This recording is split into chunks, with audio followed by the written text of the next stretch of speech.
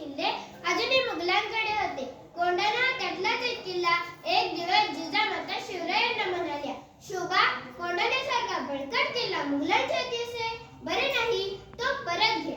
पुण्याजवळील कोंढाणा स्वराज्यात असावा म्हणून शिवरायही तळमळत होते.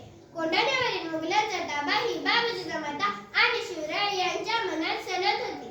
शिवरायांनी कोंढाणा यायचा बेत केला, पण कोंढाणा जिंकणे अतिशय अवघड होते. शिवराय विचार करू लागले, या कामगिरीसाठी निवडावे कोणाला?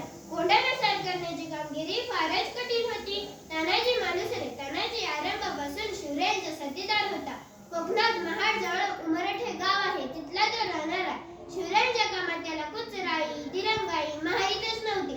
शिवाय महाराज जी कामगिरी सांगतील ती हाती घ्यायला तानाजी केव्हाही तयार. मोठा हिम्मतवान गडी, तो अंगाने धिप्पाड होता, ताकदीने भारी होता, बुद्धीने चलाख होता. शिवरायांवर त्याची अलोट भक्ती होती. तानाजी आपल्या मुलाच्या लग्नाच्या गडबडीत होता. त्याचा एकुलता एक मुलगा रायबा. तानाजीच्या घरी रायबाच्या लग्नाची तयारी जोरात चालली होती. लग्न 4 दिवसांनी येऊन ठेपले होते. तानाजीला वाटले महाराजांनी मासाहेबांना लग्नाला बोलवावे. तो शेलार मामाला बरोबर घेऊन रायबाच्या लग्नाचे आमंत्रण देण्यासाठी शिवरायांकडे आला. शेलार मामाने शिवरायांना लग्नाचे आमंत्रण दिले. शिवराय म्हणाले, शेलार मामा, तुम्ही रायबाचे लग्न उरकून घ्या. आम्ही स्वतः काही लग्नाला येऊ शकणार नाही, कारण आम्ही जातीने कोंढाण्याच्या कामगिरीवर जाणार आहोत. शिवरायांचे हे शब्द ऐकताच तानाजी म्हणाला, महाराज, तानाजी जिवंत असताना असल्या जीवावरच्या कामगिऱ्या आपण जाणार, मग आम्ही कशाला? ते काही नाही, आधी लग्न कोंढाण्याचे, मग माझ्या रायबाचे.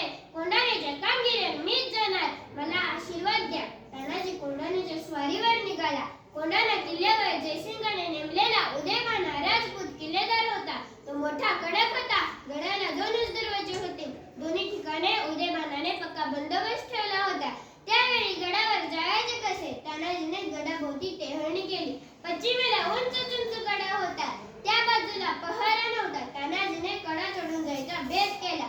तो आपल्या धाकट्या भावाला म्हणाला, सूर्याजी, तू 500 कडे घेऊन कल्याण दरवाजा गाठ, मी 300 माळे घेऊन कडा चढून गडावर येतो. गड चढताच आम्ही कल्याण दरवाजा उघडतो, मग या तुम्ही घुसा एकदम, धुवा उडू शत्रूचा. सूर्याजी आणि तानाजी दोन्ही वाटेंनी निघाले. रात्रीची वेळ होती. तानाजी व त्याची मावळी कडेच्या पायथ्याशी काळोखात उभे होते. रातकिडे किरकिरत होते.